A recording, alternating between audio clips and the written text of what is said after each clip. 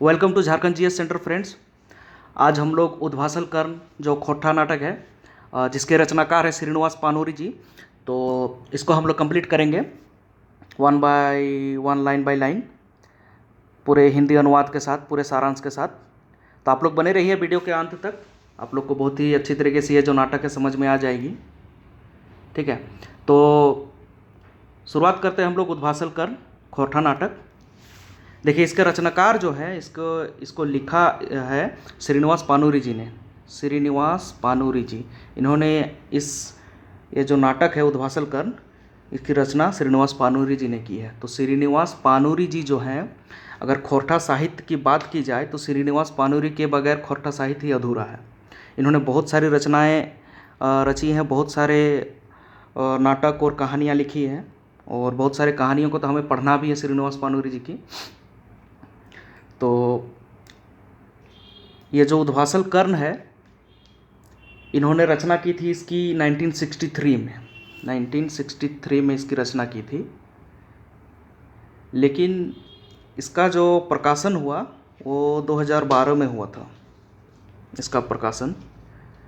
और हालांकि उस टाइम भी पांडुलिपि में एक थी, लेकिन उसके बाद फिर अगर देखा जाए तो प्रथम प्रकाशन इसका 2012 में हुआ। ओके, तो इसके बारे में और थोड़ा हम बता देते हैं श्रीनिवास पानूरी जी के बारे में। इनका जन्म जो हुआ था, इनका जन्म बरवा अड्डा धनबाद में, बरवा अड्डा एक जगह है धनबाद में, वहीं पे इनका जन्म हुआ था और जन्म स्थान है उनका वहीं पे। और इनका जन्म जो है 25 दिसंबर 1920, 25 दिसंबर माने 25 दिसंबर 1920 को इनका जन्म हुआ था। श्रीनिवास पानूरी जी का जन्म 25 दिसंबर 1920, 25 दिसंबर 1920 को श्रीनिवास पानूरी जी का जन्म हुआ था। कहाँ पे हुआ था? बरवा अड्डा धनबाद में। और ये जो नाटक है ये कब लिखी गई थी? 1963 में लिखी गई थी। और इसका प्रकाशन कब हुआ था? इसका प्रकाशन, प्रथम प्रकाशन 2012 में हुआ था। ठीक है, तो चलिए अब हम लोग हेडिंग में चलते हैं। हेडिंग है उद्भासल कर्ण। इसका मतलब क्या हुआ, क्या लिखा गया है, इसके बारे में थोड़ा सा हम लोग जानकारी लेते हैं, जानकारी जानते हैं। देखिए, उद्भासल, यहाँ पे उद्भासल, ठीक, उद्भासल का मीनिंग क्या हुआ यहाँ पे? उद्भासल का मीनिंग हुआ यहाँ पे तेजोदीप्त या तेजोमय कर्ण। जो कर्ण था महाभारत का, देखिए यहाँ पे महाभारत के पात्रों को और उस महाभारत के एक पार्ट को यहाँ पे लिया गया है इस नाटक में।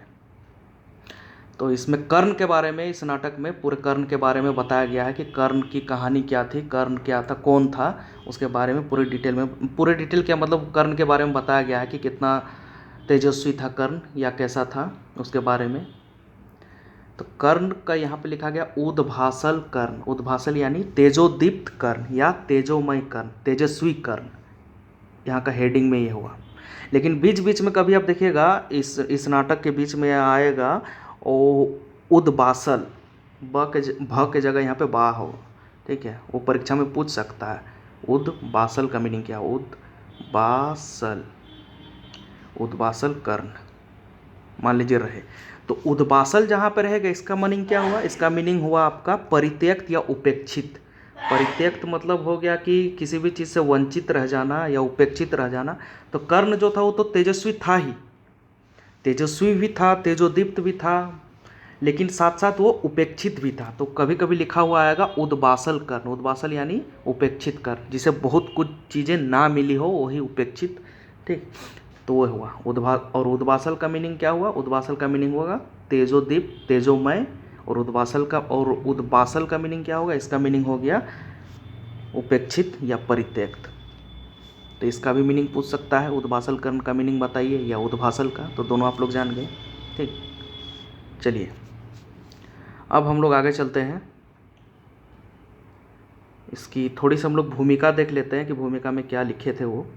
देखिए, भूमिका के बारे में थोड़ा सा नारायण महतो, अधिवक्ता, हीरापुर, धनबाद, इन्होंने लिखा है कि इसके बारे में लिखा है कि कैसे करके इसके अभिनय कौन कौन किए थे। ये जो नाटक है, नाटक का अभिनय कौन कौन किए थे शुरुआत में जो लिखे थे उसके बारे में थोड़ा सा डिटेल यहाँ पे दिए हैं वो, कि 1963 में लिख देला उद्भासल कर्ण, उसके बारे में उसके बाद कौन कौन पात्र थे, पात्र के बारे में थोड़ा थोड़ा लिखे हैं यहाँ पे, भूमिका थोड़ा सा दिए हैं, ठीक है। नाटक का कहाँ पे मंचन हुआ था वो सब के बारे में। और पानूरी जी के जो पुत्र थे अर्जुन पानूरी, तो वही प्रकाशित किए थे इसको, तो वही चीज़ के बारे में थोड़ा सा इन्होंने लिखा है नारायण महतो जी ने। तो हम लोग शुरुआत से शुरू करते हैं। पहला दृश्य जो है, टोटल इसमें 11 दृश्य हैं, तो हम लोग पहले दृश्य से शुरू करते हैं। पहला दृश्य आपका देखिए, पहला दृश्य, पहिल दृश्य, उद्भासल कर्ण, पहिल दृश्य लिखा है यहाँ पे, श्रीनिवास पानुरिक जी पहिल नाटक, रचनाकाल 1963 ईस्वी। ये जो नाटक है श्रीनिवास पानुरी जी की पहिल नाटक, यानी कि पहला नाटक है ये। इसके बाद भी इसके बाद जैसे चाबी काठी ये सब जो आई थी वो सब बाद में आई थी, लेकिन पहला नाटक क्या था, यही था, उद्भासल कर्ण। और नाटक जो लिखी गई थी इसकी रचना काल कब थी, 1963 ईस्वी। देखिए, उद्भासल यानी तेजोदीप्त, तेजोमय, तेजस्वी कर्ण, ठीक।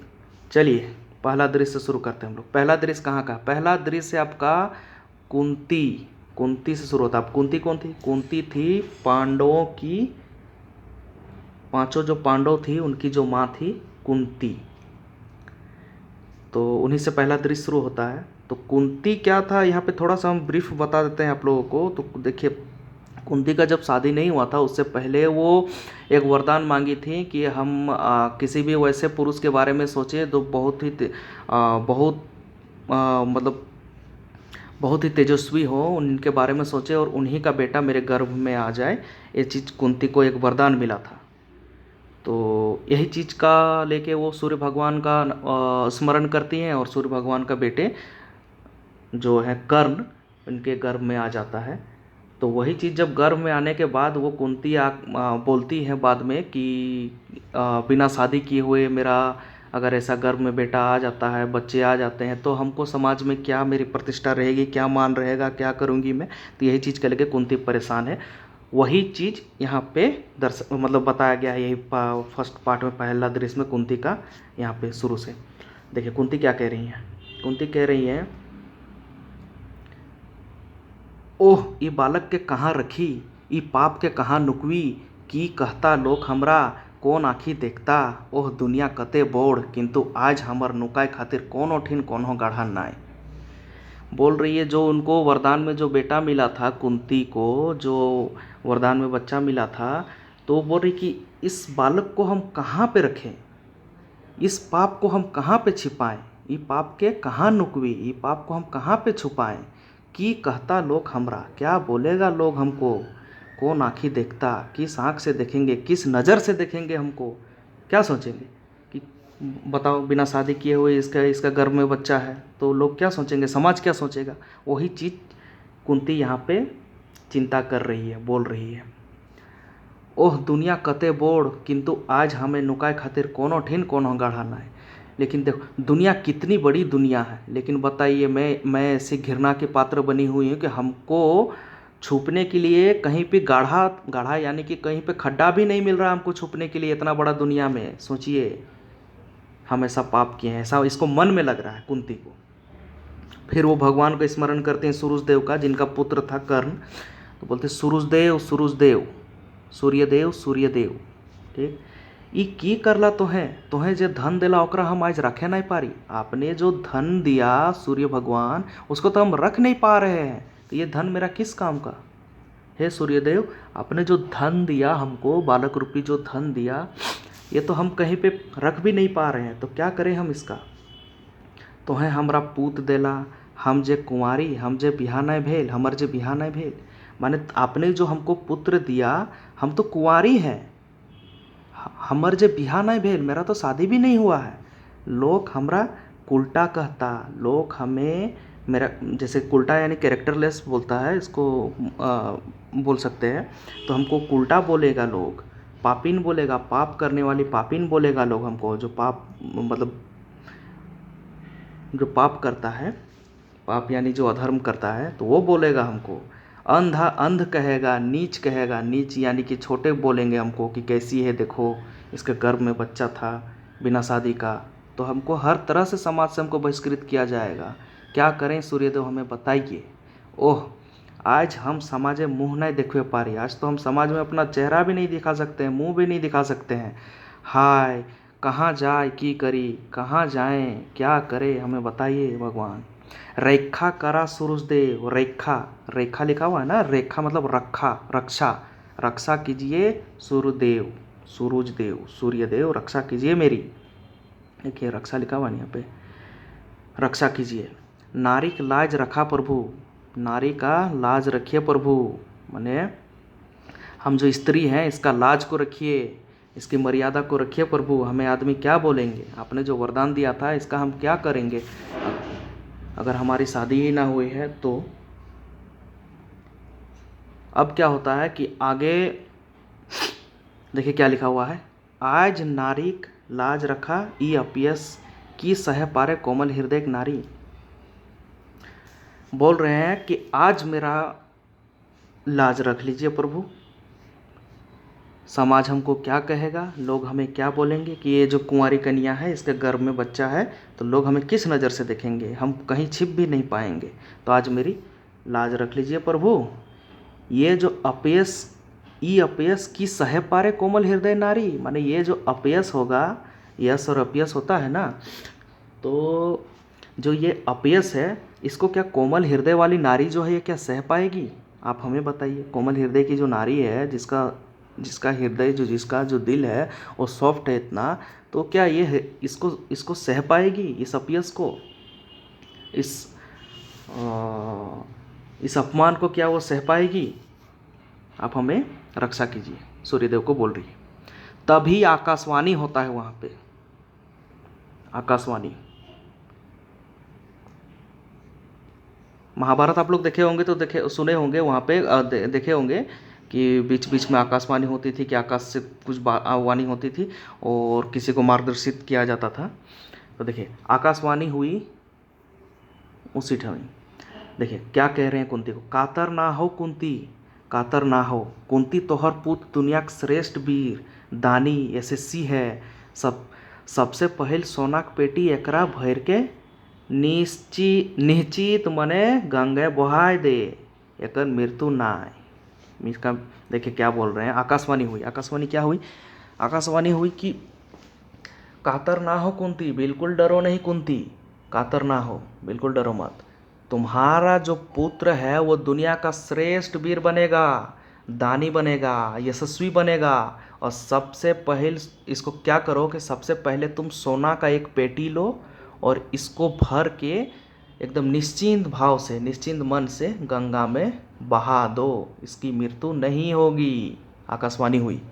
जब कुंती सूर्य भगवान को बोलते हैं कि इस पाप को हम कहाँ रखें, क्या करें भगवान, समाज हमें किस नज़र से देखेंगी, तब कुंती को एक आकाशवाणी सुनाई पड़ती है। उस आकाशवाणी में कहा जाता है कि तुम्हारा जो बालक होगा बहुत ही यशस्वी होगा, बहुत ही दानवीर होगा और बहुत दुनिया का श्रेष्ठ योद्धा होगा। तो इसको क्या करो, तुम एक सोने के बस्के में डाल के गंगा नदी में बहा दो, इसकी मृत्यु नहीं होगी। अब कुंती क्या बोल रही है, ओह आज हमार अपन कर्जिक टुकड़ा के फेंके होत, समाजक डरे, लोक लाजक डरे, जोदियो पराय पराय यह धंधे हवे, शिशु दिगे देख के क्षमा करिए बेटा। बोल रहे हैं कि हमको अपना कलेजा का टुकड़ा को आज फेंकना पड़ रहा है।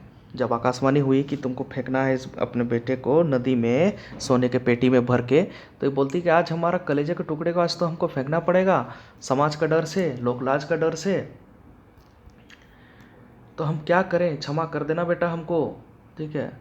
शिशु का मतलब बालक की तरफ देख के बोल रहे हैं कि क्षमा कर देना बेटा हमको, आज हमको अपने कलेजे को टुकड़े को फेंकना होगा, ऐसा हमको बताया जा रहा है समाज का डर से, लोकलाज का डर से।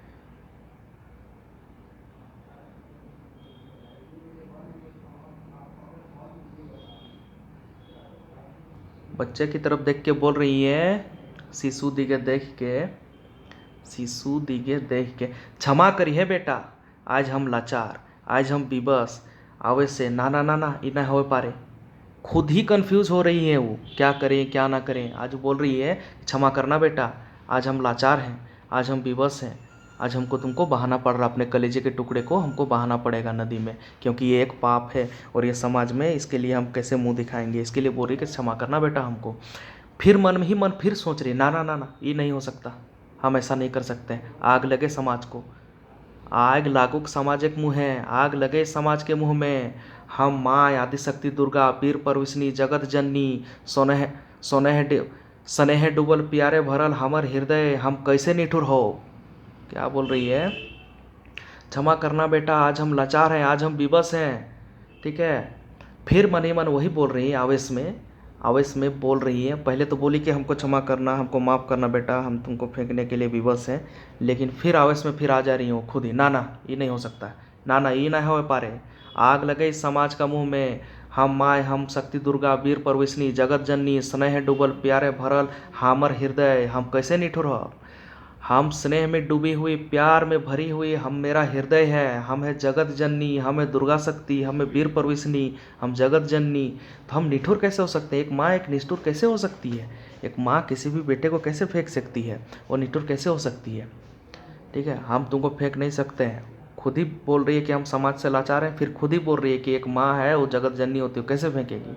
नाना ये धन के ना फेंकब, ना ना ना ना, इस धन को हम नहीं फेंकेंगे। मतलब कुंती जो है इसके पुत्र के मोह में भी है और समाज के डर में भी है। अब क्या कहती है, घर दिगे जाए चेष्टे लायत बढ़वे ही, हटाते आँखी दूगो समाजक आँख देखे पाओ ही। ई की सामाजिक बाघक ऐसन दूगो आँख, एकर नकरा सह एकरा नाय सहे पारब, एकरा नाय सहे पारब, कहे के शिशु के पेटे में भर के बोहाय दही। अब जैसे ही घूमती है, जैसे वो कदम बढ़ाती है तो समाज की उसको दोगो नज़र पड़ती है, समाज की नज़र उसको दिखाई पड़ती है। समाज की नज़र किस प्रकार से दिखाई पड़ती है, एक बाघ के रूप में। सामाजिक बाघ है कैसन दूगो आँख, एकरा नाय सह पारब। इस समाज का जो बाघ की तरह जो नज़र है उसको हम सह नहीं सकते हैं, इसको नहीं सह सकते हैं हम। जैसे ही कदम बढ़ाती है वैसे ही, पहले तो बोलती है कि हम जगत जननी हैं, हम शक्ति माँ हैं, हम एक कोमल हृदय वाली माँ है, हम कैसे अपने बेटे को फेंक सकते हैं। लेकिन फिर उसके ही मन में फिर जब कदम बढ़ाती है घर की ओर, तब उसे दिखाई पड़ता है समाज का चेहरा, समाज की आँख दिखाई पड़ती है बाघ की तरह दो आँख दिखाई पड़ता है। तो फिर अब वो घबरा आती, फिर कहती कि नहीं नहीं नहीं नहीं, एकरा नाय सह पारब, एकरा सहे नहीं पारब, कह के शिशु के पेटी में भर के बोहाय दही। यही को देखते हुए वो इसी डर से शिशु को सोने की जो पेटी थी उसमें भर के बहा देती है वो। अब चलिए आगे। अब है द्वितीय दृश्य, माने दूसरा दृश्य। पहला दृश्य तो आप लोग देखें कि कुंती और सूर्यदेव की जो वार्तालाप हुई, फिर आकाशवाणी हुई। आकाशवाणी होने के बाद वो कर्ण को कहती है कि नहीं, हम समाज के भाई हो या कुछ भी हो, हम इस बच्चे को रखेंगे। फिर समाज का उसको बाघ रूपी नज़र आता, बाघ रूपी आँख उसको दिखाई पड़ता है, नज़र आता है उसको। फिर उस डर से उस कुंती ने सोने की पेटी में भर के अपने बेटे को बहा देती है गंगा नदी में। दूसरा दृश्य क्या है, दूसरा दृश्य कहाँ का है, दूसरा दृश्य है द्रोणाचार्य के आश्रम में। देखिए जो नाटक है, नाटक क्या होता है कि नाटक होता है कि बहुत सारे दृश्य में किया जाता था कि पर्दा गिर जाता था, पर्दा गिरने के बाद दूसरा दृश्य शुरू होता था। तो ये एकांकी नाटक है। ये जो नाटक अभी हम बता रहे हैं आप लोग को, ये एक एकांकी नाटक है। ठीक है, इसमें बहुअंक नहीं है। तो पर्दा गिरने के बाद क्या होता है, फिर दूसरा दृश्य शुरू होता था। तो दूसरा दृश्य के पात्र आते थे और अपना नाटक का मंचन करते थे। तो इसीलिए पहले ऐसे ही होता था नाटक मंचन, किसी भी गांव में या धार्मिक मेला में ऐसे नाटक का मंचन किया जाता था। तो उसी के लिए ही ऐसा होता था। देखिए दूसरा दृश्य क्या होता है, दूसरा दृश्य शुरू होता है कहाँ से, द्रोणाचार्य के आश्रम से। द्रोणाचार्य के आश्रम में शुरू होता है दूसरा दृश्य। द्रोण कौन थे, द्रोण थे आपके गुरुदेव, किनके, पांडवों के गुरु जो थे गुरु द्रोणाचार्य, उनके आश्रम से शुरू होता है। तो वहाँ से जो द्रोण है वो क्या कहते हैं अर्जुन को। देखिए द्रोण का जो गुरु द्रोणाचार्य का जो आश्रम था, वहाँ पे पांचों पांडव लोग शिक्षा ले रहे थे। और पांचों पांडवों को शिक्षा दीक्षा का काम कर रहे थे आपका गुरु द्रोणाचार्य। तो गुरु द्रोणाचार्य क्या कहते हैं, अर्जुन आओ बेटा, अर्जुन आओ बेटा, तोरो तनी मेहनत करे हो तो कौन बाप कौन माय नाय खोजे, हमर बेटा वीर हो, धनवान हो, गुणवान हो, समाजे प्रतिष्ठा पाओ, सम्मान पाओ। अर्जुन को कह रहे हैं गुरु द्रोण कि अर्जुन बेटा तुमको थोड़ा मेहनत करना होगा, कौन बाप कौन माँ नहीं खोजे, मतलब किसका पिताजी है और किसकी माँ मम्मी, किसकी माँ और किसके पिताजी ऐसे हैं जो नहीं चाहते हैं कि मेरा बेटा वीर हो, इसलिए तुमको मेहनत करना होगा। हर कोई के माँ बाप चाहते हैं कि उसका बेटा वीर हो और उसका बेटा ज्ञानी हो, तो तुमको थोड़ा मेहनत करना होगा बेटा। कौन बाप कौन माँ नहीं खोजे, मतलब किसका कौन बाप कौन माँ नहीं खोजता है कि मेरा बेटा वीर हो, धनवान हो, गुणवान हो, समाज में प्रतिष्ठा पाओ, समाज सम्मान पाओ। यानी किसका माँ बाप ऐसा है जो नहीं चाहता है कि उसका बेटा गुणवान हो, धनवान हो और समाज में प्रतिष्ठा मिले, सम्मान मिले, ठीक है। लेकिन लेकिन किंतु खाली मने कर ले कुछ नहीं हो तो बेटा, एकर खातिर चेष्टा चाहिए, प्रयास चाहिए, जिद चाहिए, कठिन परिश्रम चाहिए, लगन चाहिए यार, चाहिए त्याग। इसके लिए क्या क्या चाहिए, इसके लिए चाहिए कठिन परिश्रम। इसके लिए खाली मन में सोचने से नहीं होगा कुछ। हर कोई का माँ बाप तो चाहता है कि उसका बेटा धनवान हो, गुणवान हो, समाज में एक प्रतिष्ठा मिले, सम्मान मिले, लेकिन सिर्फ मन में सोचने से तो नहीं होगा। किंतु खाली मन कर ले कुछ ना होवे बेटा, एकर खातिर चेष्टा चाहिए। इसके लिए चेष्टा यानी प्रयास करना होगा, प्यास चाहिए, किसी भी मंजिल को पाने के लिए उसका प्यास चाहिए, मन में तुमको प्यासा होना होगा तुमको उस मंजिल के लिए। जिद चाहिए, कठिन परिश्रम चाहिए, परिश्रम ठेठ खोरठा का वर्ड देखिए ऐसे ही होता है, परिश्रम, परिश्रम चाहिए, लगन चाहिए और चाहिए त्याग। लगन भी चाहिए, त्याग भी चाहिए। सुधे मने कर ले कुछ ना होवे अब अर्जुन, खाली मन मन में गुड़ चिवड़ा सानने से कुछ नहीं होगा अर्जुन, मन में ही करने से। तुमको इसके लिए त्याग परिश्रम सब कुछ करना होगा। तोय हमर गुमान, तोय हमर आशा, तोय हमर भरोसा। तुम मेरा गुमान हो। गुरु द्रोणाचार्य के श्रेष्ठ शिष्यों में से एक थे अर्जुन। तो कहते कि तुम मेरे गुमान हो, तुम ही तो मेरा गुमान है, तुम्ही को तो हम श्रेष्ठ धनुर्धर बनाएंगे। तुम मेरे गुमान हो, तुम मेरे आशा हो, तो हमर भरोसा, तुम ही भरोसा है। इस दुनिया तोरा सबसे बड़ा वीर बनवे का हमारी इच्छा है। इस दुनिया में सबसे बड़ा वीर हमको बनाने का इच्छा है तुमको, तभी तो तोरा सिखवाते एक तनिको कंजूसी नहीं कर लो हमें, इसलिए तुमको सिखाने के लिए थोड़ा सा भी हम कंजूसी नहीं किए हैं। तोरा हमार साथ पूरा करे है तो अर्जुन। अच्छा अब जो कल बिहाने हमने शिकारे जाओ। अर्जुन को समझाते समझाते फिर कहते हैं कि तुमको बाबू मेरा साथ जो है, मेरी मनोकामना जो है उसको पूरा करना होगा, इसलिए तुमको हम बिना कंजूसी से पढ़ा रहे हैं और बहुत मेहनत से पढ़ा रहे हैं अर्जुन, समझे। अब जाओ तुम, अगला दिन हम लोग शिकार में चलेंगे। मैं बोलता अच्छा अब जो कल बिहाने हमने शिकार जाए। अब अर्जुन यहाँ पे क्या कहते हैं, अर्जुन कहते हैं तोहर आशीर्वाद चाहे गुरुदेव, और प्रस्थान के तनी देरी बाद करण के प्रवेश। अर्जुन प्रणाम करते हैं गुरुदेव को और कहते हैं कि आप ही का आशीर्वाद चाहिए गुरुदेव, आपके मन में जो भी इच्छा है मेरे प्रति, आप जो भी हमको बनाना चाहते हैं, हम आपके आशा में, आशा के रूप में हम उतरेंगे, खरे उतरेंगे। और प्रणाम करते हैं गुरुदेव को और वहीं से प्रस्थान कर जाते हैं। और जैसे वो प्रस्थान करते हैं वैसे वहाँ पे कर्ण का प्रवेश होता है। अब कर्ण आते हैं। कर्ण क्या कहते हैं, कर्ण कौन, कर्ण उस टाइम बड़े हो गए, ये दूसरा दृश्य का बात है। कर्ण जब कुंती माँ जो है उनको फेंक देती है नदी में, उसके बाद कर्ण बड़े हो जाते हैं। बड़े होने के बाद वो गुरु द्रोणाचार्य के आश्रम में आते हैं धनुर्विद्या सीखने के लिए। तब क्या होता है देखिए, कर्ण आके क्या बोलते हैं, कर्ण आके बोलते हैं राजवंश गुरु द्रोणाचार्य के हमर प्रणाम, चरण छुई के, मतलब उनका प्रणाम करते हैं, पैर स्पर्श चरण स्पर्श करके प्रणाम करते हैं कर्ण। और कहते हैं क्या, तब द्रोण कहते हैं, द्रोण तो उनको पहचान नहीं पाए, तो द्रोण गुरु द्रोणाचार्य कहते हैं तो के बालक, तुम कौन हो, कहाँ तोर घर, तुम्हारा घर कहाँ है, की साध लेके अले हमर पास, क्या मनोकामना लेके आए हो मेरे पास तुम। बालक तुम अपना नाम, बालक तुम बताओ कौन हो तुम, तेरा घर कहाँ है। कर्ण कहता है हम अधिरथ, कर्ण बोलते हैं हम अधिरथ सुत कर्ण, देव ई दुनिया अपन के एगो श्रेष्ठ वीर बने के हमर इच्छा, तभी तोहर ठिन बाण विद्या सीखे आयल ही प्रभु। कहते हैं कि हम एक सूत पुत्र कर्ण हैं, सूत पुत्र यानी सारथी का बेटा, जो रथ के जो सारथी होते हैं उसके बेटे हम हैं सूतपुत्र कर्ण। ठीक है।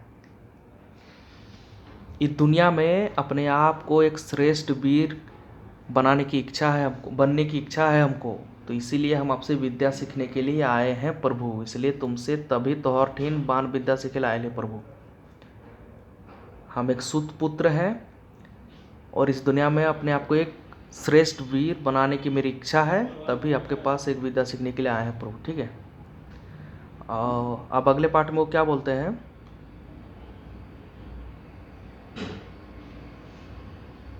गुरु द्रोणाचार्य, यहाँ पे गुरु द्रोणाचार्य जो है वो कहते हैं सूत पुते की साध, यानी सूत पुत का ये साध काहे बालक, यानी कि तुम तो एक सारथी के बेटे हो, तुम्हारा ये साथ, तुम्हारी ये मनोकामना है। क्यों? वीर बने के तो की करबे, कौन राजक रेखा करबे, तो रहते बोर दुश्मन कहाँ जाकर से बदला लेबे, और अपन जातिक धर्म छोड़ कि बेस बालक। यहाँ पे कह रहे हैं कि सूत पुत्र का तुम्हारा ये साध है, मतलब मनोकामना, एक सूत पुत्र हो के तुम्हारी इतनी मनोकामना है, तुम एक श्रेष्ठ वीर बनना चाहते हो, एक श्रेष्ठ योद्धा बनना चाहते हो। क्यों? वीर बने के तो करवे की, तुम इतना बड़ा वीर बन के करोगे क्या? कहाँ तुम्हारा राजपाट है क्या? तुम्हारा इतना बड़ा दुश्मन है क्या? तोहर इतने बड़ दुश्मन कहाँ जाकर से बदला ले, जिससे बदला लोगे तुम।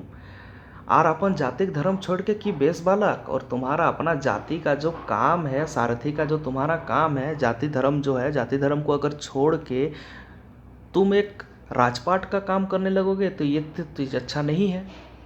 तुम तो खुद के जो धर्म की जो कार्य है, तुम्हारा धर्म में जो कार्य है, उस कार्य को करके क्या तुम छोड़ के तुम दूसरा काम करोगे? ये तो क्या अच्छा चीज़ है कि ईटा की बेस बालक, धर्म छोड़ के कि बेस बालक। मने मने अब कर्ण मन मन में नहीं मने मन, अब द्रोण मन मन में सोच रहे हैं कि ओह ओह धन है ही धरती, या मानुष सोचे कुछ और होवे यार कुछ। अर्जुन के दुनिया के सबसे बड़ वीर बनवे हमर साध कते बाधा, ये बालक के देही से ही तेज फुटल बह रहा है। अभी सोच रहे हैं मन मन में कि इस दुनिया में कि धन्य है ये धरती, धन्य इस दुनिया, धन्य है ये धरती धन्य है ये धरती। यहाँ मनुष्य जो है वो सोचता कुछ है और होता कुछ है। मतलब गुरु द्रोणाचार्य सोचते थे कि अर्जुन को हम सबसे बड़ा धनुधर बनाएंगे, लेकिन उसके रास्ते में कितने रोड़े हैं। मन मन में हम क्या सोच रहे हैं और यहाँ पे क्या हो रहा है, वो कह रहे हैं। गुरु द्रोणाचार्य का मन था कि अर्जुन को ही सबसे बड़ा हम धनुर्धर बनाए, तो उसके रास्ते में कितने रोड़े आ रहे हैं, यही चीज़ मन मन में वो सोच रहे हैं। गुरु द्रोणाचार्य कह रहे हैं कि कितना बाधा है इसके रास्ते में, कितनी बाधाएं हैं। अर्जुन के दुनिया के सबसे बड़ा वीर बनवे हमर साधे कितना बाधा, कतई बाधा। ये बालक के देही से ही तेज फूटल बह रहा है। इस बालक का तो देह से ही, शरीर से ही तो तेज फूट रहा है, ये तो देखने से ही तेजस्वी लग रहा है। अर्जुन के राह में कितने कांटे हैं। निश्चय एक दिन ये बहुत बड़ा वीर बनवे हमर साधे कतई बाधा, निश्चय एक दिन ये बहुत बड़ा वीर बनवे हमर साधे कतई बाधा। ये बालक के देही से तेज फूटल बह रहा है, निश्चय एक दिन बहुत बड़ा वीर होत।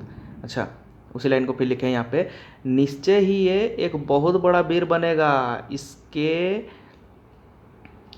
ये बालक के दही से ही तेज फूटल बह रहा है, इस बालक का शरीर से ही तेज फूट रहा है, ये तो बड़ा वीर बनेगा ही। अर्जुन के राह में तो ये कांटा बनेगा ही, और मेरा मन का जो साथ है अर्जुन को सबसे बड़ा धनुर्धर बनाने का, वो भी अधूरा रह जा रहा है। इस दुनिया के ये धरती धन्य है ये धरती, क्या बताएं कितनी बाधाएं हैं। यहाँ मनुष्य सोचता कुछ है और होता कुछ है, यहाँ मनुष्य सोचे कुछ और हवे है कुछ। अब कह रहे हैं यदि उचित शिक्षा पावे, लेकिन बोल रहे हैं ये सर्वश्रेष्ठ बन सकता है किस कर्ण को देख के कि इसके शरीर से तेज फूट रही है, लेकिन कब बन सकता है ये? यदि ये उचित शिक्षा इसको मिलती है तो ये बन सकता है। किंतु नाना, अर्जुन ने कांटा हम सीधे बाधा, लेकिन नहीं, हम इसको शिक्षा नहीं दे सकते हैं। अर्जुन का कांटा जो है, मान लो अर्जुन के रास्ते का जो कांटा है वो मेरा साधे बाधा, साधे यानी मेरी जो साधना है, हमको जो मेरे मन में जो इच्छा है उसमें बाधा पहुंचाएगा ही। अर्जुन को हम जो श्रेष्ठ धनुधर बनाने का प्रण लिए हैं उसमें ये बाधा बनेगा, इसलिए हम इसको सिखा नहीं सकते हैं। अब कहते हैं घूर के जो बालक हम तोहर साथ पूर्वे नाय पारी, इटा कुरुकुल एक राजवंशेक कह रहे हैं कि जो बालक हम तोहर साथ पूर्वे नाय पारी। अब वो बोल रहे हैं बालक को जो कर्ण आया था उनके पास, तो कहते हैं कि जाओ बालक, हम ये तुम्हारा जो साध है, तुम्हारी जो मनोकामना है उसे हम पूरा नहीं कर सकते हैं।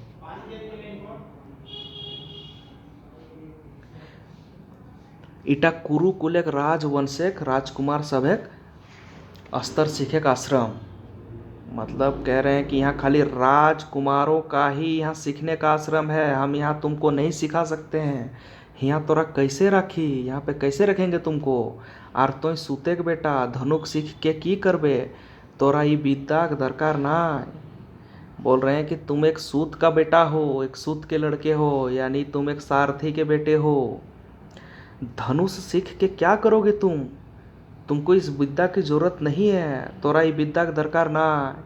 जो दही ताकत हो हुमेच के काम कर, खेत खूंट के माए बापे खियाब, लुगा फाटक जोगाड़ कर, बरसाते पानी नाय चुए तकर उपाय कर। ये झंझटे काहे पड़ल है बालक। बोल रहे हैं कि बेटा तुमको इस चीज़ का ज़रूरत नहीं है, ये तो राजपाट का ज़रूरत, जो लोग राज खानदानी हैं उन्हें धनुर्विद्या की ज़रूरत है, जिन्हें राजपाट चलाना है उन्हें इस विद्या की ज़रूरत है। ये एक आश्रम है, यहाँ पे सिर्फ राजकुल के बालकों को ही सिखाई जाती है। यहाँ तोरा कैसे रखी, यहाँ कैसे रखेंगे तुमको, और तुम धनुष सीख के करोगे क्या। तोरा ये विद्या की दरकार ना है, तुमको इस विद्या की दरकार नहीं है। अब अगला जो लाइन है, ये लाइन देखिए कितना बहुत इंपॉर्टेंट लाइन है। जो दही ताकत हो हुमेच के काम कर, जाओ शरीर में अगर ताकत है तो हुमेच के यानी एकदम बलपूर्वक पूरा काम करो। तुम हुमेच के काम कर, बहुत खटो, खेट खूट के यानी पूरा परिश्रम करके माँ बाप को खिलाओ, यही सब करो। तुम घर परिवार चलाओ, तुम धनुर्विद्या सीखने आए हो, तुम राजपाट चलाने वाले लोगों के साथ अपने आप को आंक रहे हो। लुगा फाटा का जुगाड़ कर, यानी गरीब हो तुम, कपड़े लत्ते का जुगाड़ करो। बरसात के दिन में तुम्हारा घर में जो पानी चूता है उसका उपाय करो। तुम यहाँ ये सब के झंझट में क्यों पड़े हो, ये झंझटे काहे पड़े बालक, ये सब का झंझट में मत पड़ो। तुम यहाँ सीखो मत तुम ये सब चीज़, क्योंकि गुरु द्रोणाचार्य अर्जुन को ही श्रेष्ठ बनाना चाहते थे, बोल के इसको अब तो बहाना देना था उनको कि कैसे करके कि तुम जाओ, ये सब हम सिखा नहीं सकते थे, क्योंकि उन्होंने उसकी तेज को देख ली थी कर्ण की, कि इसको अगर हम सिखाते हैं तो ये अर्जुन को भी पछाड़ सकता है। अब कर्ण बोलते हैं नाय गुरुदेव, हमरा वीर हवे है होत। नहीं गुरुदेव, हमको तो वीर होना ही पड़ेगा, हमारे जीवन के एक को साथ, मेरा जीवन का एक ही गो लक्ष्य है, हम दुनिया में सबसे बड़ा वीर बन के रह, चाहे जैसे होवे। आप बोल रहे हैं जब गुरु द्रोणाचार्य बोलते हैं तुम जाओ घर जाओ, तुम अपना घर का काम करो, माँ बाप को खिलाओ पिलाओ, तो कहते हैं नहीं गुरुदेव, मेरा जीवन का एक ही लक्ष्य है, हम दुनिया का सबसे बड़ा वीर बनना चाहते हैं, चाहे जैसे भी होगा। तब गुरु द्रोणाचार्य कहते हैं तोरा वीर होवे है तो दुनिया के सबले बड़ो वीर, तोरा वीर होवे है हो तो दुनिया के सबले बड़ो वीर, हमार आगू एते गुमान कते घिरसट। कह रहे कि तुम वीर बनेगा सबसे बड़ा वीर, हमार आगू इतना गुमान, यानी गुरु द्रोणाचार्य के सामने ही वो ये सब बातें जब बोलने लगा कि हम सबसे बड़ा वीर बनेंगे, तो गुरु द्रोणाचार्य जी बोलते हैं कि तुमको मेरे सामने ही इतना गुमान दिखा रहा है हाँ, कितना घिसट, यानी कितना जलील आदमी है तुम तो बिल्कुल तुमको सभ्यता तुम्हें नहीं, सभ्य नहीं हो तुम, कुछ भी बोल रहे हो। घिसट यानी कि जो बिल्कुल सभ्य ना हो उसे घिसट कहा जाता है कोर्ठा में, यानी जो बिल्कुल डिसिप्लिन में ना रहता, वही बोल रहे हैं कि मेरे आगे ही, मेरे सामने, मुंह के सामने ही इतना गुमान कर रहा है तुम अपने विद्या का, कितना घिसट आदमी है तुम, और कह रहे हो कि सबसे बड़ा वीर बनेंगे हम। तो कर्ण कह रहे हैं यहाँ पे हाँ गुरुदेव, हाँ गुरुदेव, हमारा वीर होवे होत, दुनिया का सबसे बड़ा वीर। देख लिया गुरुदेव, एक दिन हम तोहरा साधे के बेटा अर्जुन के यदि बड़ वीर नाय होली तो हमार जुबान के धिक्कार, हमार माए बाप के धिक्कार। कह रहे कि देख लेना गुरुदेव, एक दिन तुम्हारा जो शिष्य है अर्जुन, तुम्हारा जो साधक बेटा है, तुम्हारा जो मनपसंद जो बेटा है, तुम्हारा जो शिष्य है साधक मतलब जिसको तुम सिखा रहे हो, जिसको सर्वश्रेष्ठ धनुधर बनाना चाहते हो, उससे भी बड़ा वीर हम बन के दिखाएंगे। और नहीं अगर हम हो पाएँ तो मेरी जवान को धिक्कार है, हमारे माँ बाप के धिक्कार, और मेरे माँ बाप को भी धिक्कार है। ऐसी कि अगर अर्जुन से भी बड़ा अगर हम वीर ना बन पाए तो। अब गुरु द्रोणाचार्य को तो अब और गुस्सा आ जाता है। अब वो कहते हैं क्योंकि उनके मुंह के सामने ही उनका शिष्य का बदनामी कर रहा हो, उससे भी बड़ा वीर बन के दिखाएंगे और खुद को बाहुबली साबित कर रहा है। तब द्रोण कहते हैं तोहर अते गुमान, तोहर अते घमंड, निकल जल्दी यहाँ से, छोटे मुँह है बोड़े बात, जो बदमाश जल्दी निकल यहाँ से। अब इससे कभी कभी स्कूल में देखते होंगे ना कि मास्टर जब गुस्सा हो जाते थे इसी टाइप से बोलते थे ना स्टूडेंट को, उसी टाइप से यहाँ पे बोल रहे हैं कि तेरा इतना गुमान हो गया है, तुमको इतना गुमान, तोहर एते घमंड, जल्दी निकल यहाँ से, जल्दी निकलो यहाँ से, छोटे मुँह है बड़े बात, छोटा मुँह है, सूत का पुत्र हो तुम, एक सूत पुत्र हो, राजवंश से तो हो नहीं, और छोटा मुंह में इतनी बड़ी बड़ी बात बोल रहे हो तुम, जाओ बदमाश यहाँ से, जल्दी निकल यहाँ से। यहाँ लिखा हुआ जल्दी निकल जाओ यहाँ से। अब कर्ण कह रहे हैं प्रणाम गुरुदेव, क्षमा करिया, प्रणाम गुरुदेव, कर्ण बोल रहे हैं। तब और भी कर्ण ने अपनी मर्यादा को बनाए हुए रखी है। प्रणाम गुरुदेव, क्षमा करना गुरुदेव, आपन हित खातिर तोहनी एते अनर्थ करा, एते अन्याय करा हमर ऐसन बालक ऊपर, हमनी की ई धरती ना है, हमनी की ई माटी ना है। अब बोल रहे हैं गुरुदेव प्रणाम, लेकिन क्षमा करना एगो बात बोलेंगे गुरुदेव, आप अपने हित के खातिर इतना बड़ा अनर्थ कर रहे हैं आप, मेरे जैसे एक बालक के ऊपर आप इतना बड़ा अन्याय कर रहे हैं, हमें शिक्षा नहीं दे रहे हैं क्योंकि हम एक राजवंश से नहीं है। तो हमने की ये धरती ना, क्या ये धरती हम लोग का नहीं है क्या? राजवंश के ही जो राजपुत्र हैं उन्हीं की ये धरती है क्या? हम लोग की ये माटी नहीं है क्या? ये मिट्टी क्या हम लोग की नहीं है? चांद सूरज ठेन ई तो भेदभाव ना है। अब देखिए कितना बड़ा बात बोलते हैं, आप लोग भेदभाव कर रहे हैं लेकिन चांद और सूरज तो हम लोग में भेदभाव नहीं करती है, उसे जितना रोशनी देती है हमें भी उतनी ही देती है। ये भेदभाव खाली तोहनी ठीन, ये भेदभाव खाली आप ही लोग के पास है, आपन पर एक भेदभाव तोहनी ठीन। अच्छा गुरुदेव, तोहर बातें के जवाब धनु के दिए हतो एक दिन प्रस्थान। बोल रहे हैं कि अच्छा गुरुदेव, अब हम अगला जो जवाब देंगे वो अब हम जबान से नहीं देंगे, अब हम धनुष से ही अपना धनुष और तीर से ही अपना हम जवाब देंगे। यही कह के वो चल देते हैं वहाँ से। यही तोहर बातें के जवाब हम धनुष से दिए होते एक दिन प्रस्थान कर देते हैं वहाँ से। अब जाते जाते प्रस्थान करते करते क्या क्या बोलते जाते हैं वो देखिए।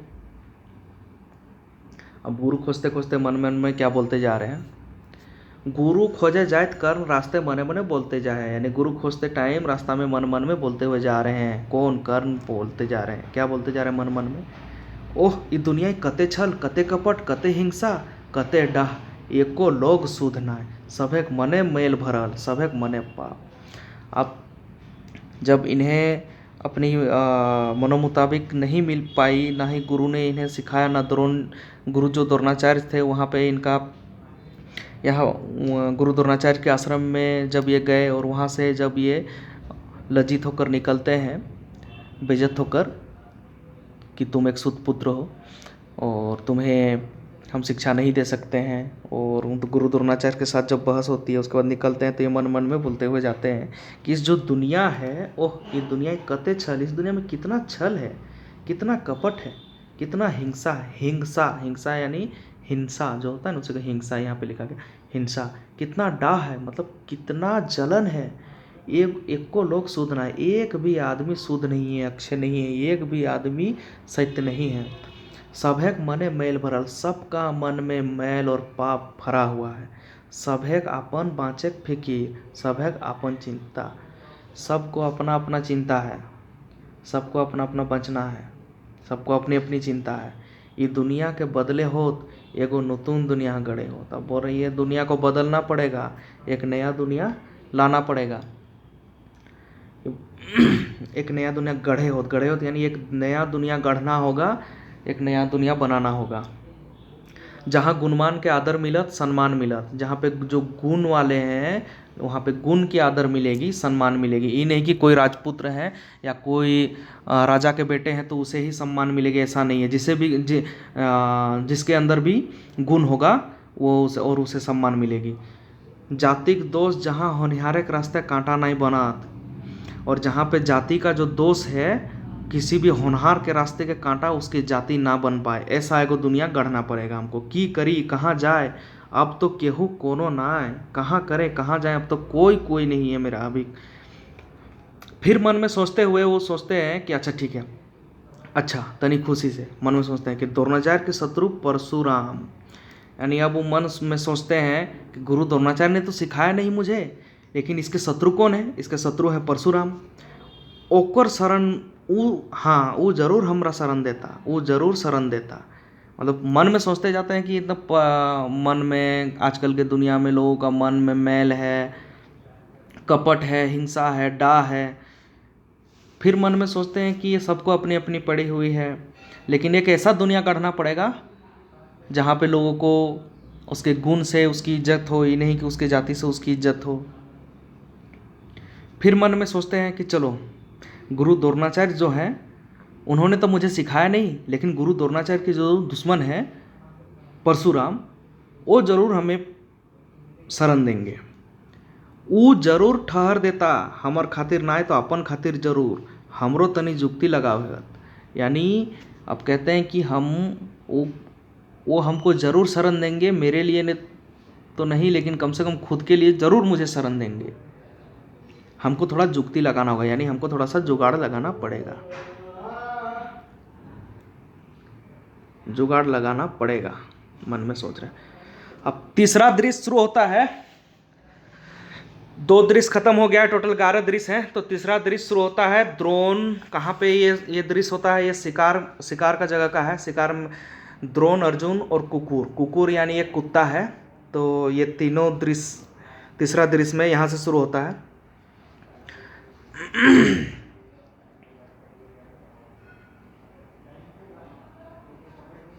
तीसरा दृश्य में होता क्या कि एक कुत्ता जो था तो उसको उसका यहाँ पे मतलब मेनली एकलव्य का है।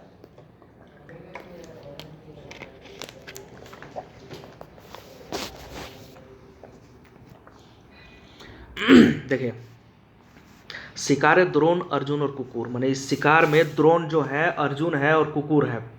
कुकुर यानी कुत्ता, अर्जुन और द्रोणाचार्य ये लोग जाते हैं। तो क्या होता है, द्रोण जो है वो बोलते हैं कुत्ता को देख के, अर्जुन देख तो कुकुरटा कंधे गेल।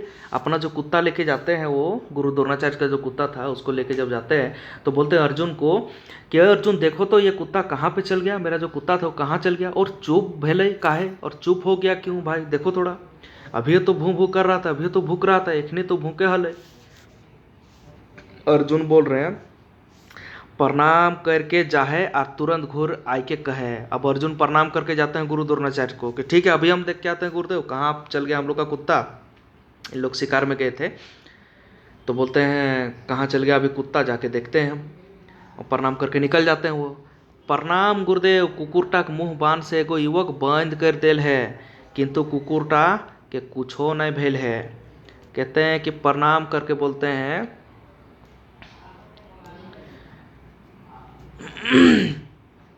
गुरुदेव कुकुरटा के मुंह बांध से एगो युवक बंद कर देल है। कुकुर को एगो युवक जो है बंद कर दिया है, बांध से मार के, उसके मुंह में बांध मार के बंद कर दिया है।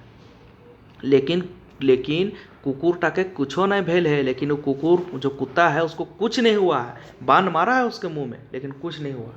द्रोण सोच रहे हैं मने मन, अते बड़ा वीर, ओह अर्जुन के रास्ते कते बता। इनका मन में बस यही चिंता थी कि अर्जुन के रास्ते में कोई कांटा ना बने, सबसे बड़ा धनुर्धर बने तो कौन बने, अर्जुन बने।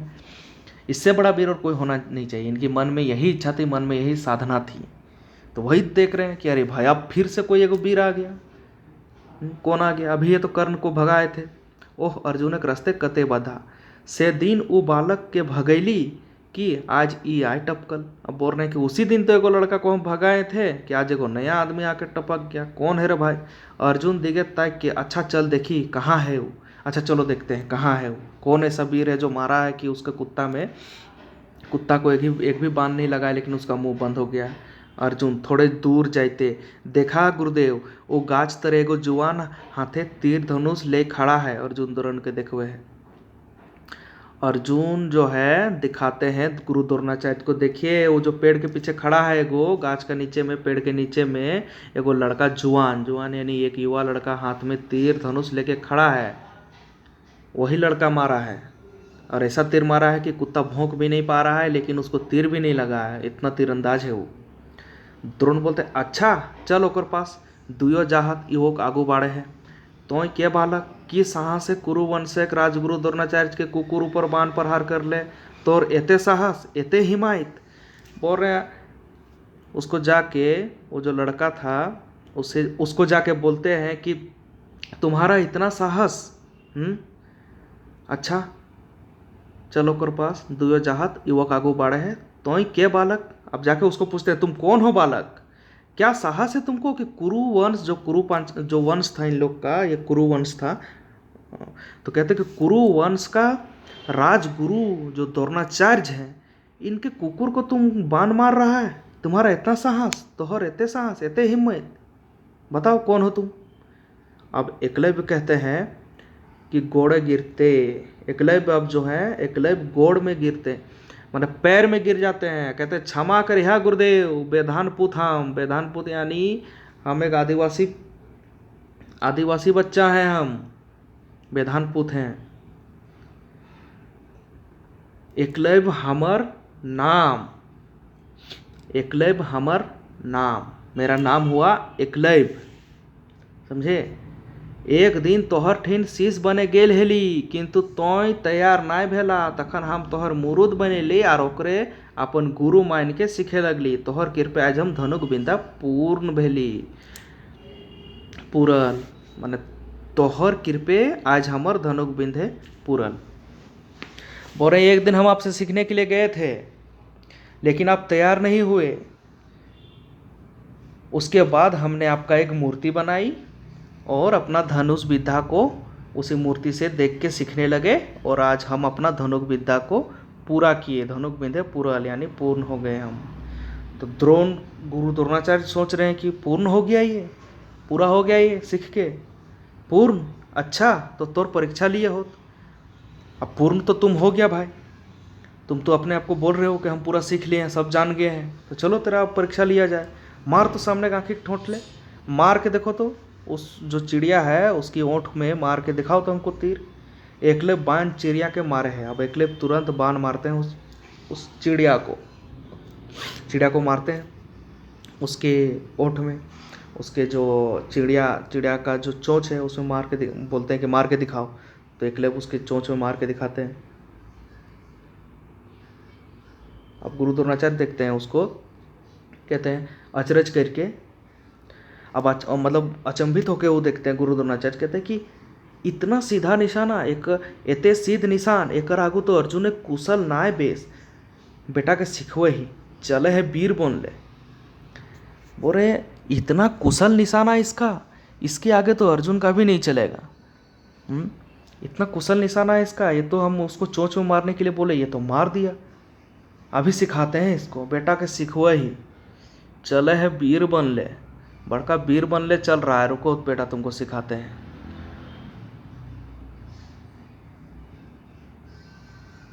अब मार देते हैं तब क्या कहते हैं प्रगटे, सच तो पूर्ण किंतु तो गुरु दक्षिणा नहीं दिल है एकलव्य, ये गुरु ऋण से मुक्ति पावे हो तो।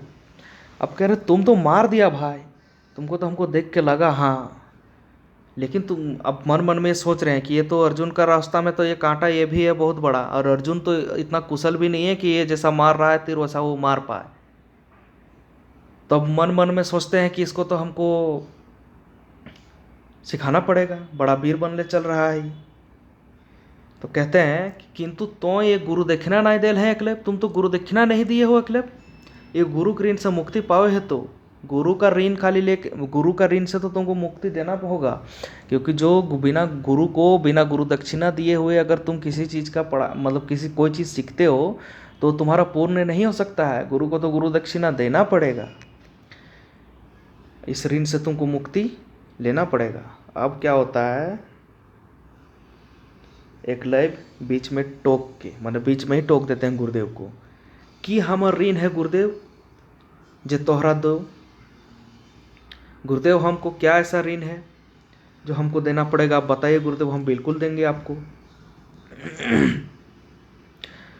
गुरुदेव को बोलते हैं बीच में ही टोक के कि जब गुरुदेव बोलते हैं इनको कि हम भाई तुमको तो ऋण देना गुरु दक्षिणा तो तुमको देना पड़ेगा, क्योंकि गुरु के ऋण से तुम बच नहीं सकते हो। तो ये कहते हैं कि गुरुदेव क्या ऐसा ऋण है हमको देना पड़ेगा? बीच में ही टोक के बोलते हैं कि हमर ऋण है गुरुदेव जे तोहरा दो। द्रोण कहते हैं हमरा धनेक भूख नाय है एकलेव, धन लेके की करब, आर तो गरीब गिदर धन कहाँ से आनबे। तो ये कहते हैं कि देखो भाई, हमको तो धन का भूख नहीं है, धन का भूख नहीं है एकलव्य। देखो एकलव्य, हमको धन का भूख नहीं है, धन लेके हम क्या करेंगे? और तुम एक गरीब गिदर यानी कि लड़का, गरीब बच्चा हो तुम, धन क्या कहाँ से लाओगे तुम? धन कहाँ से आनबे? बेकार तोरा धने कष्टो नहीं देबो, इसलिए हमको धन का कष्ट भी हम तुमको नहीं देंगे, ना ही हमें धन चाहिए। और तुम एक गरीब गिदर हो, गरीब एक लड़का, तो हमको तुमसे धन लेने की जरूरत नहीं है। फिर थोड़ा मन में सोचते हैं कि क्या चीज़ ऐसा मांगा जाए कि अर्जुन के रास्ते में ये कांटा ना बने। तनी सोच के, हाँ सचे हमर ऊपर भक्ति हो तो अपन दहिना अंगूठा दे दे। हाँ अंगूठा सुधे आर की हो तोर से लेबो, एकले खच करके अंगूठा काट के दे दे।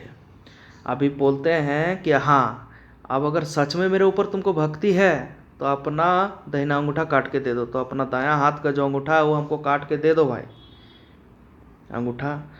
हाँ सूधे अंगूठा, खाली अंगूठा हमको चाहिए और कुछ नहीं चाहिए तुमसे, ना धन चाहिए ना कुछ चाहिए, हमको अंगूठा अपना गुरु दक्षिणा के रूप में काट के दे दो। आर की हो तोर से ले वो, और तुमसे कुछ क्या लेंगे, यही चीज़ हमको दे दो। एकलव्य तुरंत बिना सोचे हुए खच के अंगूठा काट के दे देते हैं, पूरा खचाक से अंगूठा काट के दे देते हैं उसको, द्रोण को, गुरु द्रोणाचार्य को। द्रोण, तोर जय हो बालक कह के द्रोण प्रस्थान करें आप। अब बालक को तुम्हारा जय हो बालक बोल के द्रोण गुरु द्रोणाचार्य वहाँ से प्रस्थान कर जाते हैं, वहाँ से निकल जाते हैं। तो एकलव्य कहते हैं ओह सीधा साधा लोग एक दुनिया नाई, हिया तो गुड़ेक संग जहर देल जाए। अंगूठा मांगते द्रोण ऐसन वीर के तनिको संकोच नहीं भेलन, बड़ सबकी ऐसने निठुर निर्मम, अपन स्वार्थक आगुई नीति ज्ञान शास्त्र पुराण सब भूल जाए। क्रूर बन के कोनो पाप करत, लोक लाजू सब खातिर ना है, सब खातिर न्याय ना है। कह रहे हैं कि हमको मांग दिए ऐसा चीज़, ये जानबूझ के सीधा साधा लोग का, मतलब सीधा साधा जो लोग आदमी है उसका ये दुनिया में कोई जगह नहीं है। यहाँ तो गुड़ के संग जहर दिल जाए, यहाँ तो गुड़ के साथ जो मीठा गुड़ है उसके साथ जहर दिया जाता है यहाँ पे। अंगूठा मांगते हुए ऐसन वीर के तनिक भी संकोच नहीं हुआ गुरु द्रोणाचार्य को। बताइए, बड़ सब की ऐसा निष्ठुर निर्मम, जितने भी बड़े आदमी होते हैं क्या वो लोग ऐसे ही निर्मम और निष्ठुर होते हैं? अपना स्वार्थ के आगे नीति ज्ञान शास्त्र पुराण सब भूल जाते हैं क्या ये लोग? बताइए, हमें गुरु दक्षिणा में मेरी अंगूठा ही मांग ली इन्होंने, तो क्या तो ये अपने स्वार्थ के आगे सारी चीज़ ये लोग भूल जाते हैं। क्रूर बन के कोनो पाप करत, अब क्रूर बन के लोग कोई भी पाप करते हैं? बताइए, लोक लाज उ सब खातिर ना आए, उ सब खातिर न्याय अन्याय ना आए। लोक लाज इन लोग के लिए अब नहीं है। कहते हैं कि बड़े लोगों के लिए लोक लाज नहीं है, गुरु द्रोणाचार्य के लिए और बड़े लोगों के लिए क्या लोक लाज नहीं है? क्या नीति ज्ञान शास्त्र पुराण इन लोग भूल जाते हैं? जब अंगूठा दे देते हैं तब ये सोचते हैं एकलव्य, वो सब खातिर न्याय अन्याय ना आए। ओह अंगूठा दे के बेकार भई गेलो, अब तो हम अंगूठा दे के बिल्कुल बेकार हो गए। पुरुष के खाली ताकत भेले ना होवे, ताकत संगे चाहे बुद्धि चाहे जुक्ति या आगू पछू ज्ञान। अब बोरा पुरुष को खाली बलशाली होने से काम नहीं चलेगा, उसमें सिर्फ ताकत ही होने से काम नहीं चलेगी। उसमें ताकत संगे चाहिए बुद्धि, उसके अंदर बुद्धि भी चाहिए, युक्ति भी चाहिए। युक्ति यानी कि उसे बुद्धि के साथ साथ जुक्ति भी लगाना होगा, और आगू पीछू ज्ञान, और आगे पीछे का थोड़ा उसे नॉलेज भी, थोड़ा ज्ञान भी होना चाहिए। उसे थोड़ी जुक्ति भी आनी चाहिए, नीति शास्त्र भी आनी चाहिए, थोड़ी बुद्धि भी आनी चाहिए। सिर्फ बल से काम नहीं चलेगा, क्योंकि अभी आप लोगों ने जैसे देखा ना कि गुरु द्रोणाचार्य इनकी अंगूठा को मांग के लेके चल जाते हैं, तो ये सोचते हैं कि सिर्फ बल से काम नहीं चलेगा, बुद्धि भी होना चाहिए। क्योंकि उन्होंने कितना दिमाग लगा, कितना बुद्धि लगा के ऐसा खेल खेला और ऐसा गुरु दक्षिणा मांग लिया कि ये बिल्कुल बेकार ही हो जाते हैं। क्योंकि अर्जुन के रास्ते में ये भी एक कांटा थे गुरु द्रोणाचार्य के मन में। अब है चौथा दृश्य। एकलव्य वाला दृश्य खत्म होता है, फिर चौथा दृश्य शुरू होता है। चौथा दृश्य जो है वो आपका राजसभा जो है वहाँ का शुरू होता है, जहाँ पे पूरे सारे राजा लोग आके बैठे हुए हैं और सारे राजा लोग और वीर लोग सब कोई बैठ के सभी सभी अपनी अपनी वीरता दिखाने का यहाँ पे प्रयास कर रहे हैं। अब क्या होता है कि चौथा दृश्य में डुगडुगी वाला यानी कि जो डुगडुगी बजा करके सभी को सचेत करता है, सभी को जागरूक करता है। और जो गांव में आप लोग देखे होंगे जिसको गोड़ाइत बोलते हैं, जो सब कोई को किसी भी मीटिंग वूटिंग के लिए गांव में होता है तो उसके लिए बुलाया करता है, तो उसी प्रकार डुगडुगी वाला बोल रहा है कि डुगडुगी बजाए के सुना भाई सब काल राज मैदान सजवल पंडाले पांडव और कौरव कुमार सबक धनुक विद्या खेल हो डुगडुगी बजाए के। यानी सब कोई सुनिए सब कोई सुनिए, कल पांडव और कौरव के बीच में धनुक विद्या का खेल होगा, यानी आप लोग सभी को देखने के लिए आना है। अब राज्यसभा में बैठे हुए कौन कौन है? राज्यसभा में बैठे हैं भीष्म, धृतराष्ट्र, द्रोण, कृपाचार्य, कर्ण, दुर्योधन, दुशासन आदि लोग सब कोई राज्यसभा में है। अब कृपाचार्य बोल रहे हैं, कृपाचार्य यहाँ पे बोल रहे हैं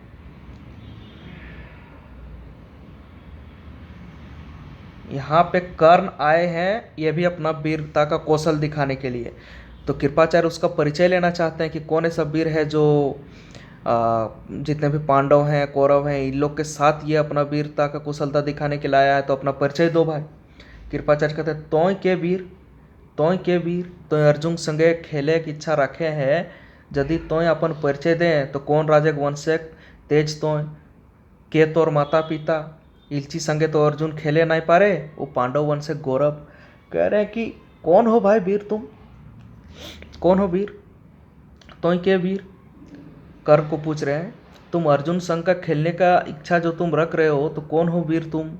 यदि तुम अपन परिचय दें, अगर तुम अपना परिचय देते हो और बोलते हो कि कौन राजवंश का हो तुम, किस तेज का हो, तुम्हारे माता पिता कौन हैं, तो बताओ हमको, हमें भी जानना है अगर तुम अर्जुन के साथ युद्ध कौशल में भाग लेना चाहते हो। कर्ण को बोल रहे हैं कृपाचार्य और कह रहे हैं कि इलची संगे तो अर्जुन खेले नहीं पारे, वो पांडव वंश गौरव, तो तुम्हें तो अपना परिचय देना होगा। और इलची यानी कि आम आदमी लोग के साथ तो नहीं खेलेंगे, वो आम ग्रामीण होते हैं, आम समाज के जो लोग हैं, और तो उनके साथ तो अर्जुन खेल नहीं सकता है, ये तो सिर्फ राजकुल का लोगों के साथ ही खेलेगा। तो तुम बताओ तुम्हारा वंश क्या है, तुम्हारे गोत्र है, कौन हो तुम, कौन गोत्र के हो तुम, अपना परिचय दो। इलची संग तो मन बाहरी आदमी लोग के साथ किसी के साथ भी बिल्कुल अर्जुन एरा के साथ नहीं खेल सकता है, वो पांडव वंश का गौरव है, बताओ कौन हो तुम। तो कर्ण कह रहे हैं यहाँ पे जाइत ओह जाइत अमर ठिन जाइत पाइत कहाँ, हमर भुजाक बल हमर जाइत। अब कर्ण कह रहे हैं जात पात, मेरे पास तो जात पात नहीं है, हम तो किसी वंश का नहीं है, मेरा जात पात क्या है, तो मेरा भुजा का बल, मेरा बाहुबल ही मेरा जात है, मेरा धनुष हमर जात, मेरा धनुक जो है यानी मेरा धनुष है वही मेरा जात है, मेरा तलवार मेरा जात है। पूछे को तो हमर भुजा से पूछ, धनुष से पूछ, तलवार से पूछ, और ऊंच कुले मोहर लगाए के चल निहार सबके यदि जातिक अहंकार हो तो कहा कृपाचार्य अर्जुनक बाप के। कह रहे हैं अगर पूछना है तो मेरे धनुष से पूछो मेरा जात, मेरा तलवार से पूछो मेरा जात, और मेरे भुजा से पूछो मेरा जात। ऊंच कुले खाली मोहर लगा के चल निहार सबके यदि जातिक अहंकार हो तो कहा कृपाचार्य, माने खाली ऊंच कुल का मोहर लगा के इन लोग को आप चला रहे हैं। अगर जात पूछना है तो मेरा भुजा से पूछो, धनुष से पूछो, कोई भी वीर का जात उसका धनुष और भुजा होता है और उसका तलवार होता है, खाली उच्च कुल का मोहर लग जाने से तो वो वीर नहीं बन जाता है। अगर इतना ही है तो अर्जुन का बाप कौन है, आप बोलिए हमको, अर्जुन का पिता कौन है? वीरता टाइतो को श्रेष्ठ परिचय दे, यानी वीर का वीरता ही उसका श्रेष्ठ परिचय देता है। वीर का परिचय उसका कुल, उसका वंश, उसका वंश ये नहीं देता है, ना वो किस राजवंश का है वो नहीं देता है। एक वीर का परिचय देता है उसका वीरता। तो पूछिए अर्जुन को कि अर्जुन का बाप कौन था। कृपाचार्य कहते हैं, ओह साधारण बातें एते क्रोध ठीक नाय कर्ण, यदि तोहरा अर्जुन के संग रण कौशल देखवे हो तो पहले राजा बने हो कोनो राज हके राजा तो लड़, अर्जुन तैयार है। अब कहते हैं कि अगर तुमको अर्जुन के साथ रण कौशल दिखाना है, युद्ध कौशल दिखाना है भाई, तो इल्ची यानी बाहरी आदमी और छोटे मोटे आदमियों के साथ तो अर्जुन खेलता नहीं है, वो तो पांडव वंश का गौरव है। तो तुम्हें किसी भी वंश का राजा होना होगा, इसलिए तुमको दिखाना है अपना कौशल तो पहले राजा बनना होगा तुमको। कोई राज है तुम्हारा? है अगर तो राजा है तो लड़, अर्जुन तैयार है। अगर तुम किसी राज के राजा हो तो लड़ो, अर्जुन तैयार है लड़ने के लिए, युद्ध कौशल दिखाने के लिए। है क्या कोई तुम्हारा राज? कृपाचार्य बोल रहे। अब दुर्योधन वहाँ पे बोल रहे हैं, अब दुर्योधन को तो वहाँ पे लग गया कि अर्जुन के बारे में इतना महिमा मंडल किया जा रहा है कि अर्जुन इससे नहीं लड़ेगा उससे नहीं लड़ेगा। अब दुर्योधन बोल रहे हैं कि अच्छा ये बात है, वो कर्ण का साथ देते हैं। अभी देखिए कैसे दुर्योधन कहते हैं, ई की हमारे सामने वीर का अपमान, ये क्या मेरे सामने एक वीर का अपमान? कुरु संभाय वीर का अपमान, वो वीर का अपमान जकर मुंह से एगो ऐसा तेज फुटल बहल है जे तेजे का आगू मलिन पड़ गेला राजपूत सब। अब बोल रहे कि उस वीर का तुम लोग यहाँ पे अपमान कर रहा है। कुरु वंश का सभा में वीर का अपमान कर रहा है तुम लोग। कोई एक वीर है, तेजस्वी वीर है, उसका अपमान कर रहा है तुम लोग। और उस वीर का अपमान कर रहा है जिसके मुंह से, जिसके चेहरे से तेज फूट रही है, पूरे तेज बह रहे हैं जिसका मुंह से, उस वीर का तुम लोग अपमान कर रहा है। तेजे आगू मलिन पड़ गेला राजपूत सब, और इस तेज के आगे पूरा राजपूत सब जितना है, जितने भी राजपूत है सब मलिन हो गया। उस तेज के आगे मलिन हो गया तो उसको तुम लोग अपमान कर रहा है।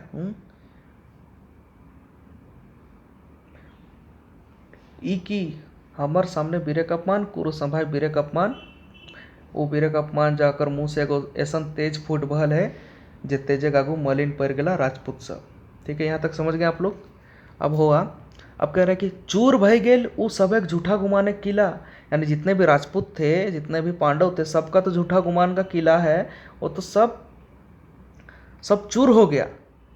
कर्ण की वीरता को देखते हुए ये बोल रहे हैं, कर्ण कोनो जाति किंतु कर्ण वीर कर्ण प्रतापी, और यदि राजा नाय भेलो वो खेले के अधिकारी नाय, तो हम कर्ण के अंग देशक राजा सिंहासने राजपदे प्रतिष्ठित करही। यानी कह रहे हैं कि कर्ण को अगर वो इतना वीर है लेकिन अगर उसके पास राजपाट नहीं है तो कोई बात नहीं है, और इतने बड़े वीर का तुम लोग अपमान कर रहे हो, और इस वीर के तेज से जितने भी राजपूत थे इस वीर के तेज के आगे सब मलिन हो गए, और इस वीर तेज का, तेजस्वी का तुम लोग अपमान कर रहा है।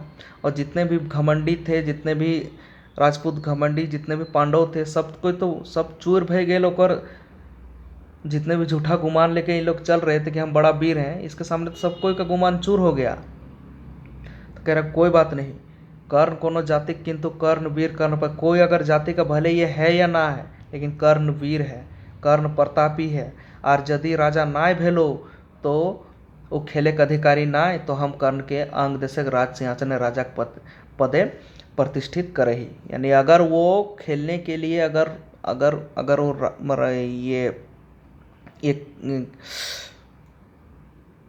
अगर अर्जुन के साथ युद्ध कौशल दिखाने के लिए अगर वो खेलने का इसके पास इसे खेलने का अगर अधिकार प्राप्त अगर नहीं है तो कोई बात नहीं, हम उसको अंग देश का राज सिंहासन देते हैं, इसके राजा घोषित करते हैं, राजपदे प्रतिष्ठित करही। और दुर्योधन अपन मुकुट कर्ण के पिंधाए दे, तो कहते हैं कि अंग देश का राजा हम इसको घोषित करते हैं, अब तो ये राजा हो गया, अब तो ये खेल सकता है। अब कर्ण कहते हैं, धैन्य महाराज तोहें धैन्य, हम तोहर ऋणी चिर ऋणी, हम तोहर ई ऋण कोनो जन्म नहीं भूलब। अब कर्ण कह रहे हैं कि धैन्य महाराज तोहें धैन्य, हम तोहर ऋणी चिर ऋणी, हम तोहर ई ऋण कोनो जन्म नहीं भूले, जहाँ तोहर देही घाम गिरतो हुआ हम लहू बहाय दे बेटा हमर प्रतिज्ञा।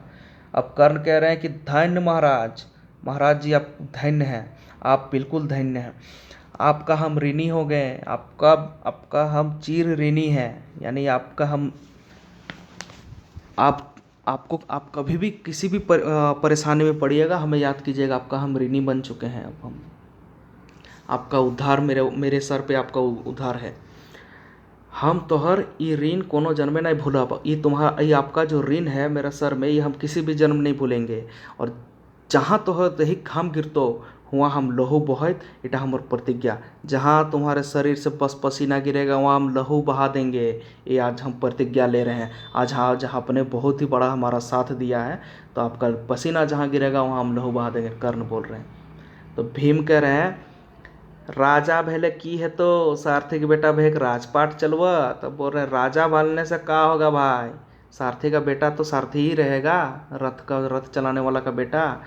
रथ चलाने का बेटा क्या राजपाट चलावत, क्या राजपाट चलाएगा? रथ चलाने वाला का बेटा राजपाट चला पाएगा? दुर्योधन बोल रहे हैं भीम तो है काहे बकबक कर ले जा हैं, बड़ कुल जन्म ले के बड़का तगमा ले लेल हैं, अपन टा नहीं देखें, खाली दोए सार जलन भरल हो तोर मने, अपन टा दिशा हो। बोले भीम को बोल रहे हैं कि अच्छा भीम, अपना नहीं देख रहा है, मन में तुम्हारा द्वेष और ईर्षा भरा हुआ है। अपन टा दिशा हो, माने अपना अपना दिखाई दे रहा है तुमको खुद का, खाली बकबक कर रहे हो तुम कहाँ बकबक करल जा है। दुर्योधन बोल रहे हैं जब वो मुकुट अपना पहना देते हैं कर्ण को, तो भीम बोल रहे हैं कि सारथी का बेटा तो सारथी ही रहोगे, राजपाट थोड़ी चला पाओगे। बड़ा कुल में जन्म लेने से क्या होगा, बड़ा तमगा ले लेने से क्या होगा। अपन तब वो कह रहे हैं, ओह सॉरी, ये भीम कह रहे हैं कि सारथी का बेटा तो सारथी ही रहोगे, राजपाट चला थोड़ी पाओगे।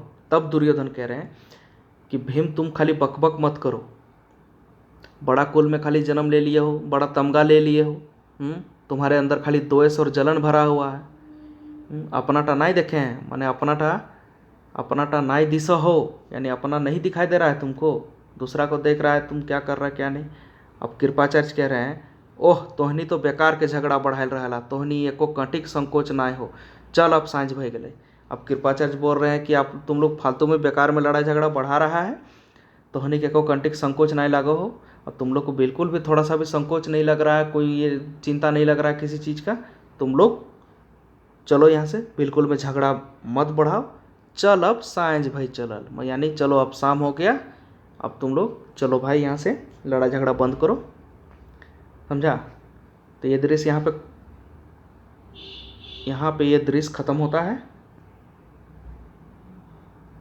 यहाँ पे ये दृश्य खत्म होता है। पंचम दृश्य शुरू होगा जिसमें सोनी और मीरा का जिक्र होता है, सोनी और मीरा आपस में बात करते हुए शुरू होता है पंचम दृश्य। तो उसको हम लोग अगले पार्ट में देखेंगे, और हमको लगता है कि आप लोग को समझ में आ रहा होगा। ये चौथा दृश्य तक अभी हम लोग किए हैं। इसमें कर्ण के बारे में ही पूरी जो नाटक है कर्ण को ही आधारित करके बनाई गई है, और कर्ण के बारे ही पूरा बताया गया है। टोटल 11 दृश्य तो अभी हम लोग चौथा दृश्य तक किए हैं, उसके बाद हम लोग बाकी दृश्य को कल करेंगे। धन्यवाद आप सभी का देखने के लिए। आप लोग बने रहे झारखंड जीएस सेंटर में, जल्द ही इसका अगला पार्ट हम लोग अपलोड करेंगे। ओके, धन्यवाद।